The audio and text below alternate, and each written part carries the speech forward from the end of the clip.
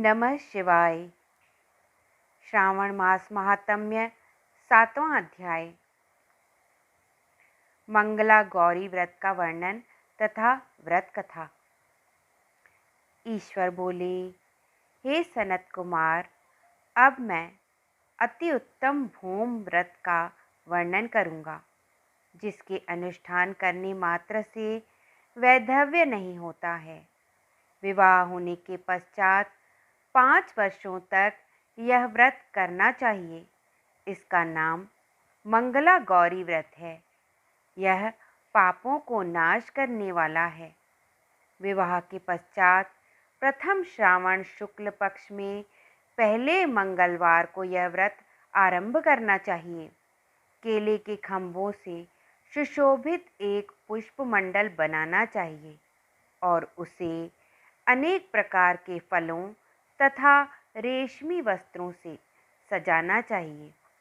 उस मंडप में अपने सामर्थ्य के अनुसार देवी की सुवर्णमयी अथवा अन्य धातु की बनी प्रतिमा स्थापित करनी चाहिए।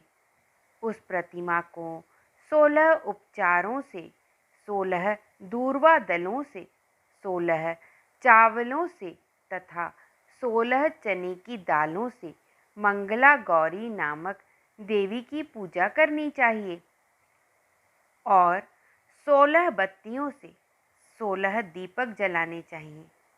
दही तथा भात का नैवेद्य भक्ति पूर्वक अर्पित करना चाहिए।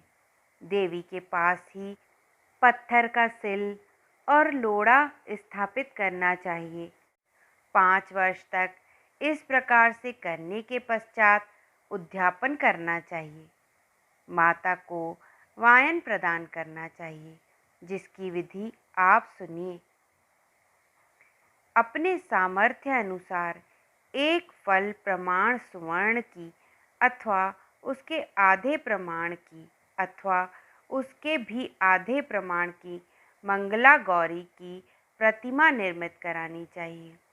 अपनी शक्ति के अनुसार स्वर्ण आदि के बने तंडुल पूरित पात्र पर वस्त्र तथा रमणीय कंचू की ओढ़नी रखकर उन दोनों के ऊपर देवी की प्रतिमा स्थापित करनी चाहिए।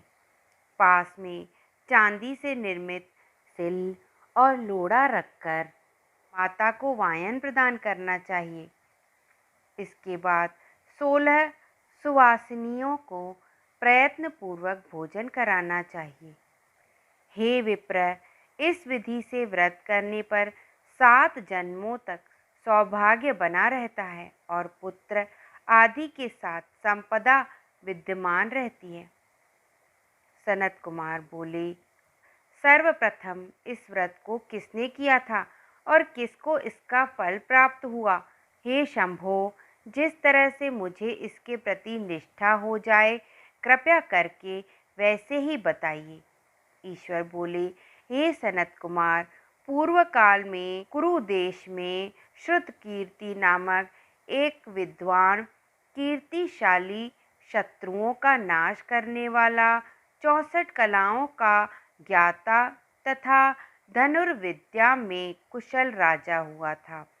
पुत्र के अतिरिक्त अन्य सभी शुभ चीज़ें उस राजा के पास थी। अतः वह राजा संतान के विषय में अत्यंत चिंतित हुआ और जप ध्यान पूर्वक देवी की आराधना करने लगा। तब उसकी कठोर तपस्या से देवी प्रसन्न हो गई और उससे यह वचन बोली, हे सुव्रत, वर मांगो। श्रुतकीर्ति बोला, हे देवी, यदि आप मुझ पर प्रसन्न हैं तो मुझे सुंदर पुत्र दीजिए। हे देवी, आपकी कृपा से अन्य किसी भी वस्तु का अभाव नहीं है।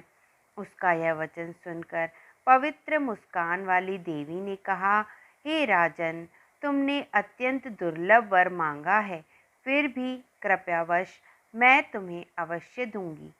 किंतु हे राजेंद्र, सुनिए, यदि परम गुणी पुत्र चाहते हो तो वह केवल 16 वर्ष तक जीवित रहेगा, और यदि रूप तथा विद्या से विहीन पुत्र चाहते हो तो दीर्घजीवी होगा। देवी का यह वचन सुनकर राजा चिंतित हो उठा और पुनः अपनी पत्नी से परामर्श करके उसने गुणवान तथा सभी शुभ लक्षणों से संपन्न 16 वर्ष की आयु वाला पुत्र मांगा। तब देवी ने भक्ति संपन्न राजा से कहा, हे नृपनंदन, मेरे मंदिर के द्वार पर एक आम का वृक्ष है, उसका एक फल लाकर मेरी आज्ञा से अपनी भार्या को उसे भक्षण करने हेतु प्रदान करो, जिससे वह शीघ्र ही गर्भ धारण करेगी, इसमें संदेह नहीं है। प्रसन्न होकर राजा ने वैसा ही किया और उसकी पत्नी ने गर्भ धारण कर लिया। 10वें महीने में उसने देव तुल्य सुंदर पुत्र को जन्म दिया। तब हर्ष तथा शोक से युक्त राजा ने बालक का जात कर्म आदि संस्कार किया और शिव का स्मरण करते हुए उसका नाम चिरायु रखा। इसके बाद पुत्र के 16 वर्ष होने पर पत्नी सहित राजा चिंता में पड़ गए और वे विचार करने लगे कि यह पुत्र बड़े कष्ट से प्राप्त हुआ है और मैं इसकी दुखद मृत्यु अपने ही सामने कैसे देख सकूंगा। ऐसा विचार कर राजा ने पुत्र को उसके मामा के साथ काशी भेज दिया। प्रस्थान के समय राजा की पत्नी ने अपने भाई से कहा कि कार्पटिक का वेश धारण करके आप मेरे पुत्र को काशी ले जाइए। मैंने भगवान मृत्युंजय से पूर्व में पुत्र के लिए प्रार्थना की थी और कहा था कि हे विश्वेश, आप जगतपति की यात्रा के लिए मैं उस पुत्र को अवश्य भेजूंगी। अतः आप मेरे पुत्र को आज ही ले जाइए और सावधानी पूर्वक इसकी रक्षा कीजिएगा। अपनी बहन की यह बात सुनकर भांजे के साथ वह चल पड़ा। कई दिनों तक चलते चलते वह आनंद नामक नगर में पहुंचा। वहां सभी प्रकार की समृद्धियों से संपन्न वीरसेन नाम वाला राजा रहता था। उस राजा की एक सर्वलक्षण संपन्न युवा अवस्था प्राप्त मनोहर तथा रूप लावण्यमयी मंगला गौरी नामक कन्या थी। सभी उपमानों को तुच्छ करके सौंदर्य अभिवृद्धि को प्राप्त कर वह कन्या किसी समय सखियों के साथ नगर के उपवन में क्रीड़ा करने के लिए गई हुई थी। उसी समय वह चिरायु तथा उसका मामा वे दोनों भी वहां पहुंच गए और उन कन्याओं को देखने की लालसा से वहीं विश्राम करने लगे। इसी बीच विनोद पूर्वक क्रीड़ा करती हुई उन कन्याओं में से किसी एक ने कुपित होकर राजकुमारी को रांडा यह कुवचन कह दिया। तब उस अशुभ वचन को सुनकर राजकुमारी ने कहा, तुम अनुचित बात क्यों बोल रही हो? मेरे कुल में तो इस प्रकार की कोई नहीं है। मंगला गौरी की कृपा से तथा उसके व्रत के प्रभाव से विवाह के समय जिसके सर पर मेरे हाथ से अक्षत पड़ेंगे, हे सखी, वह यदि अल्पायु वाला होगा तो भी चिरजीवी हो जाएगा। इसके बाद वह सभी कन्याएं अपने अपने घर चली गई। उसी दिन राजकुमारी का विवाह था। बाल्हिक देश के दृढ़धर्मा नामक राजा के सुकेतु नाम वाले पुत्र के साथ उसका विवाह निश्चित किया गया था। वह सुकेतु विद्याहीन, कुरूप तथा बहरा था। तब सुकेतु के साथ आए हुए उन लोगों ने विचार किया कि इस समय कोई दूसरा श्रेष्ठ वर ले जाना चाहिए और विवाह संपन्न हो जाने के बाद वहां सुकेतु पहुंच जाए। उन लोगों ने चिरायु के मामा के पास जाकर याचना की थी कि आप इस बालक को हमें दे दीजिए, जिससे हमारा कार्य सिद्ध हो जाए। इस पृथ्वी पर परोपकार के समान दूसरा कोई धर्म नहीं है। उसकी बात सुनकर चिरायु का मामा मन ही मन बहुत प्रसन्न हुआ, क्योंकि इसने उपवन में पहले ही कन्या मंगला गौरी की बात सुन ली थी। फिर भी उसने एक बार कहा कि आप लोग इसे किस लिए मांग रहे हैं?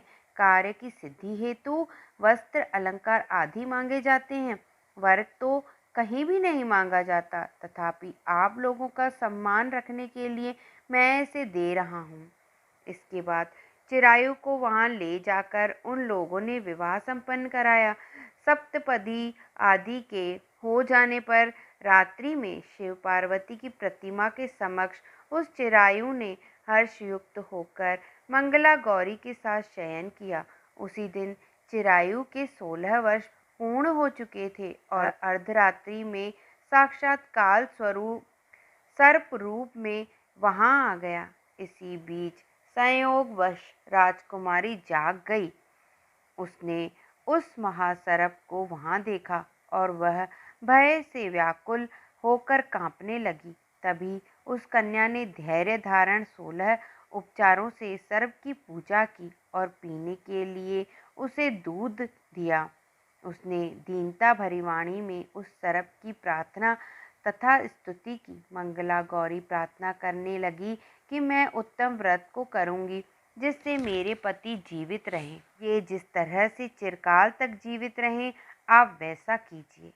इतने में सर्प वहां स्थित एक कमंडलू में प्रवेश कर गया और उस मंगला गौरी ने अपनी कंचुकी से उस कमंडलू का मुंह बांध दिया। इसी बीच उसका पति अंगड़ाई लेकर जाग गया और अपनी पत्नी से बोला, हे प्रिय, मुझे भूख लगी है।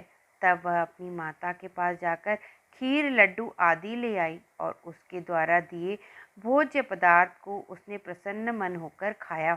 भोजन के पश्चात हाथ धोते समय उसके हाथ से अंगूठी गिर पड़ी। तांबुल खाकर वह पुनः सो गया। इसके बाद मंगला गौरी कमंडलू को फेंकने के लिए जाने लगी। विधि की कैसी गति है कि उस कमंडलू में से बाहर की ओर जगमग करती हुई हार कांति को देखकर वह आश्चर्यचकित हो गई। घट में स्थित उस हार को उसने अपने कंठ में धारण कर लिया। इसके बाद कुछ रात शेष रहते ही चिरायु का मामा आकर उसे ले गया। इसके बाद वर पक्ष के लोग सुकेतु को वहां ले आए। उसे देख मंगला गौरी ने कहा कि यह मेरा पति नहीं है। तब उन सभी ने उससे कहा, हे शुभे, तुम यह क्या बोल रही हो?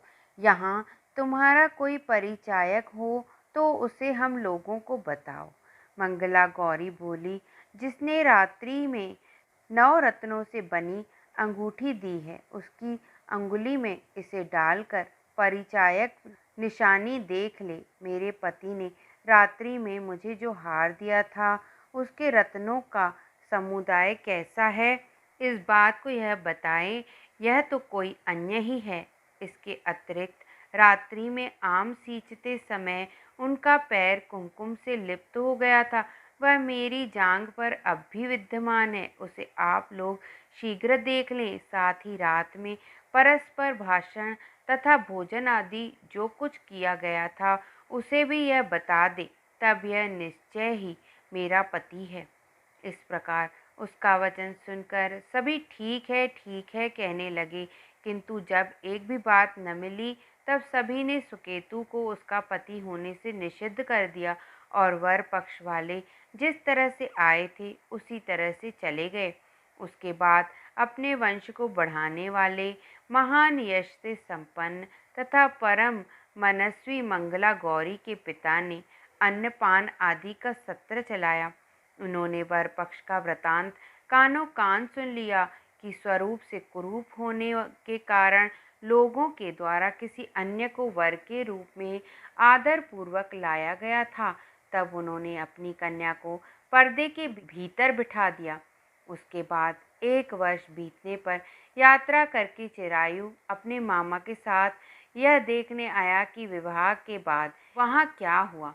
तब उसे गवाक्ष के भीतर से देखकर वह मंगला गौरी अत्यंत प्रसन्न हुई और माता पिता से बोली कि मेरे पति आ गए हैं। राजा ने अपने स्वजनों को बुलाकर पूर्व में कहे गए सभी परिचायकों को निशानी को देखकर मंद मुस्कान वाली अपनी कन्या चिरायु को सौंप दी। राजा ने शिष्टजनों को साथ लेकर विवाह का उत्सव कराया। इसके बाद राजा वीरसेन ने वस्त्र, आभूषण आदि, सेना, घोड़े, रथ और अन्य भी बहुत सी सामग्रियां देकर उन्हें विदा किया। इसके बाद कुल को आनंदित करने वाला वह चिरायु पत्नी तथा मामा को साथ लेकर सेना के साथ अपने नगर पहुंचा। लोगों के मुख से उसे आया हुआ सुनकर उसके माता पिता को विश्वास नहीं हुआ। उन्होंने सोचा कि प्रारब्ध अन्यथा कैसे हो सकता है। इतने में वह अपने माता पिता के पास आ गया और स्नेह से परिपूर्ण वह चिरायु भक्ति पूर्वक उनके चरणों में गिर पड़ा। तब अपने पुत्र का मस्तक चूमकर उन दोनों ने परम आनंद प्राप्त किया। पुत्र वधू मंगला गौरी ने भी सास ससुर को प्रणाम किया। तब सास उसे अपनी गोद में बिठाकर सारा वृतांत शीघ्रता पूर्वक पूछने लगी। हे महामुने, तब पुत्र वधू ने भी मंगला गौरी के उत्तम व्रत महात्म्य तथा जो कुछ घटित हुआ था वह सब वृतांत बताया। हे सनत कुमार, मैंने आपसे इस मंगला गौरी व्रत का वर्णन कर दिया। जो कोई भी इसका श्रवण करता है तथा जो इसे कहता है उसके सभी मनोरथ पूर्ण हो जाते हैं, इसमें संदेह नहीं है। सूत जी बोले, हे ऋषियों, इस प्रकार शिव जी ने सनत कुमार को यह मंगला गौरी व्रत बताया और उन्होंने सभी कार्यों को पूर्ण करने वाले इस व्रत को सुनकर महान आनंद प्राप्त किया। इस प्रकार श्री स्कंद पुराण के अंतर्गत ईश्वर सनत कुमार संवाद में श्रावण मास महात्म्य में मंगला गौरी व्रत कथन नामक 7वां अध्याय पूर्ण हुआ। धन्यवाद।